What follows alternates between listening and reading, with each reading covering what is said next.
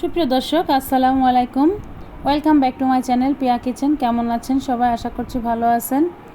সবাইকে এভাবে কখনো ডাল রান্না করে খেয়ে দেখেছেন? মসুর ডাল এভাবে যদি রান্না করে খেয়ে থাকেন তো সেদিন কিন্তু একটু হাঁড়িতে ভাত বেশি রান্না করবেন, কারণ এই ডালটা কিন্তু খেতে অসম্ভব মজা। আর এটা যেদিন রান্না করি আমার বাসায় নিজেই যেদিন রান্না করি সেদিন কিন্তু আমাদের একটু ভাতটা বেশিই লাগে, কারণ এতটাই মজার এই ডালটা খেতে যে সবাই একটু কিন্তু ভাত বেশিই খেয়ে ফেলে। তো কথা না বাড়িয়ে চলুন রেসিপিটা কিভাবে করি দেখে নিই। ভিডিওটি ভালো লাগলে একটি লাইক কমেন্ট শেয়ার করে চ্যানেলটিকে সাবস্ক্রাইব করে পাশে থাকবেন। তো দেখুন এখানে কিন্তু আমি 3টা ডিম নিয়ে নিয়েছি, আর এই ডিমের ভিতরে সামান্য একটু লবণ আর একটু হলুদ আর হাফ চা চামচ মরিচের গুঁড়া দিয়ে দেবো, দিয়ে কিন্তু ডিমটাকে খুব ভালো করে ফেটে নিব। তো ডিমটা আপনারা আপনাদের পছন্দ মতো দিতে পারবেন, যে যেমন খাবেন, যে আন্দাজে রান্না করবেন ঠিক সেইভাবেই কিন্তু ডিমটা দিয়ে নেবেন। তো আমি এখানে 150 গ্রামের মতো ডাল রান্না করব, যার জন্য এখানে আমি 3টা ডিম নিয়ে নিয়েছি। তো আপনারা আপনাদের পছন্দ মতো দিয়ে কিন্তু রান্নাটা করে নিতে পারবেন। আর এটা কিন্তু ডিম ছাড়াও করতে পারবেন, এই ডালটা রান্না করা কিন্তু ডিমটা ছাড়াও রান্না করতে পারবেন, সেটাও কিন্তু খেতে খুব ভালো লাগে।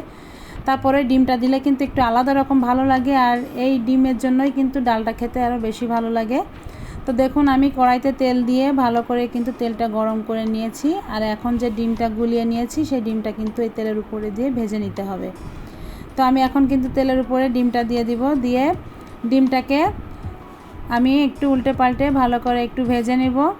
তো ডিমটা দেখুন একটু উল্টে দিয়ে আমি কিন্তু একটু পিস পিস করে ছোট ছোট করে এবড়ো থেবড়ো করেই কেটে নিব। তো আপনারা এবড়ো থেবড়ো করেও কেটে নিতে পারেন, আবার বড় বড় করে পিস করেও কেটে নিতে পারেন, আপনারা আপনাদের পছন্দ মতো করতে পারেন। তো আমি যেভাবে করছি এভাবেই করলে কিন্তু এই রান্নাটা কিন্তু খেতে মজা লাগে।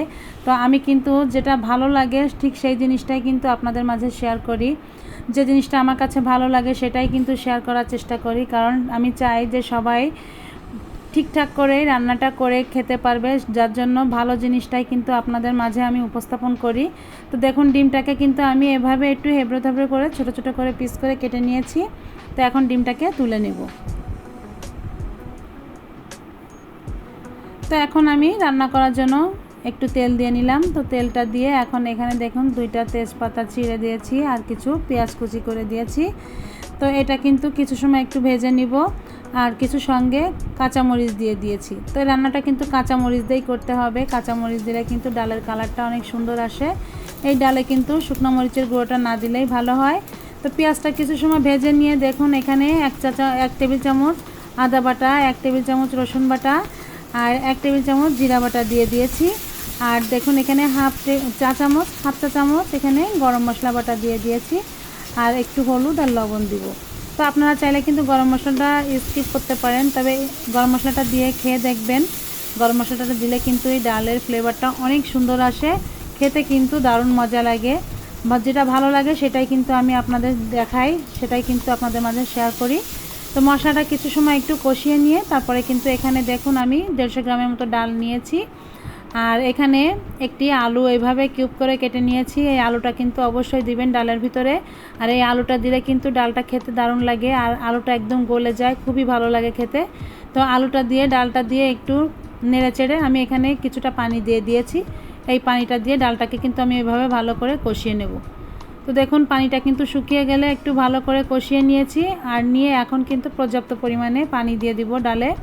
ডালটা যতটুকু পানি লাগে ডালটা একদম সেদ্ধ হয়ে গলে যাবে, তারপরে কিন্তু ডালটা সেইভাবেই রান্না হয়ে যাবে। তো দেখুন যতটুকু পানি লাগবে ঠিক সেই অনুপাতে কিন্তু আমি পানি দিয়ে দিয়েছি। পানি দেওয়ার পরে আমি এটাকে ঢাকা দিয়ে রান্না করব। তো বন্ধুরা দেখুন এখানে কিন্তু বলক এসে অনেক সময় জাল হয়ে গিয়েছে, প্রায় 3-4 মিনিটের মতো জাল করে নিয়েছি। আর এখন কিন্তু আমি জাল করার পরে এখন এখানে ভেজে রাখা ডিমগুলো কিন্তু দিয়ে দিব। আর এই ডিমটা দিলে কিন্তু এই ডিমটা দিয়ে ডালটা খেতে কিন্তু খুবই ভালো লাগে। আর এই ডালটা এভাবেই রান্না করছি, যেভাবে আমি রান্না করছি ঠিক সেম এইভাবেই আপনারা রান্না করবেন, দেখবেন এই ডালটা কিন্তু অসাধারণ খেতে।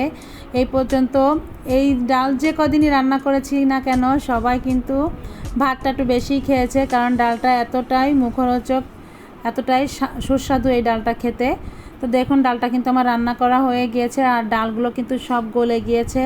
আর এরকম একটু ঝোল ঝোল অবস্থায় থাকতে ডালটাকে নামিয়ে নিতে হবে।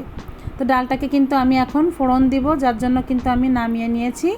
আর নামিয়ে নিয়ে সামান্য আর একটু তেল দিয়ে দিব কড়াইতে। দেখুন কড়াইটা কিন্তু আমি একটু ভালো করে গরম করে নিয়েছি, নিয়ে এখন একটু তেল দিয়ে দিয়েছি। আর এখানে দেখুন এখানে 2-3টা শুকনো মরিচ এইভাবে একটু চিড়ে তেলের উপরে দিয়ে দিব, দিয়ে একটু নেড়ে নেব। শুকনো মরিচটা যখন একটু কালার চেঞ্জ হয়ে যাবে, যখন একটু লাল হয়ে পুড়ে আসবে কালারটা, তখন আমি এখানে দেখুন সামান্য কিছু পেঁয়াজ আর একটি রসুন কুচি করে দিয়েছি।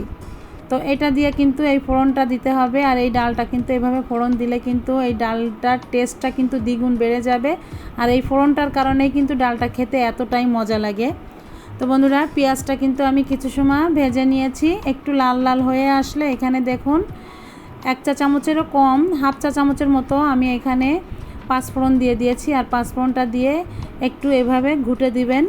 পাঁচফোড়নটা যখন একটু চিটপিট করে ভেজে যখন শব্দ হয় চিটপিট করে, তখন কিন্তু এই একটু এরকম ঘুটনি দিয়ে সুন্দর করে এরকম ঘুটে দিতে হবে। মশলাটা যখন ভেঙে ভেঙে যাবে, আর তখন কিন্তু ডালের ফ্লেভারটা আরও বেশি সুন্দর লাগবে খেতে।